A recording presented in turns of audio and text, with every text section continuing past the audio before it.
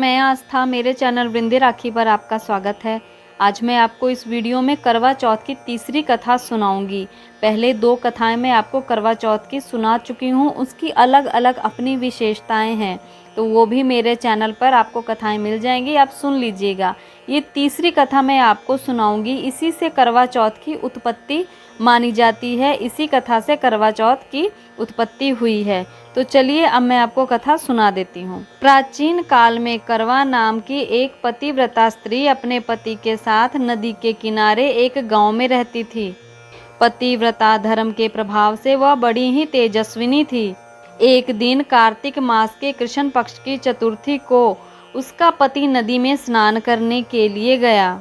स्नान करते समय एक मगरमच्छ ने उसका पैर पकड़ लिया और यह बार बार करवा करवा कह के चिल्लाने लगा, पुकारने लगा। उसकी आवाज़ सुनकर उसकी पत्नी दौड़ी दौड़ी उसके पास आई। जब उसने देखा कि उसके पति के पैरों को किसी मगरमच्छ ने पकड़ रखा है, तब उसके हाथ में कच्चा धागा था। उसने उसी कच्चे धागे से मगर को बांध दिया। मगरमच्छ पतिव्रता स्त्री के उस तेजस्वी धागे को काट न सका, वह उसी में बंधा रहा। और तभी करवा यमराज के पास पहुंच गई और उसने यमराज से कहा कि मगरमच्छ ने मेरे पति के पैरों को पकड़ लिया है, इसलिए आप उसे नरक भेज दीजिए, उसे उसके अपराध की सजा दीजिए। तब यमराज बोले कि अभी उस मगरमच्छ की आयु पूरी नहीं हुई है, इसलिए मैं ऐसा नहीं कर सकता। तब करवा बोली कि अगर आप ऐसा नहीं करेंगे तो मैं आपको श्राप दे दूंगी। यमराज जानते थे कि करवा एक पतिव्रता स्त्री है, उसका श्राप जल्दी ही मुझ पर कार्य करेगा, वह फलित हो जाएगा।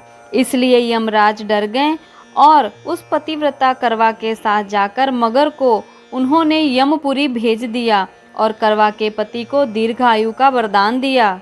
कारण करवा को देवी की तरह पूजा जाने लगा। उसी दिन से यह करवा चौथ मनाई जाती है और सुहागिन स्त्रियों के द्वारा व्रत रखा जाता है। हे करवा माता, जैसे तुमने अपने पति की रक्षा की, वैसे सबके पतियों की रक्षा करना।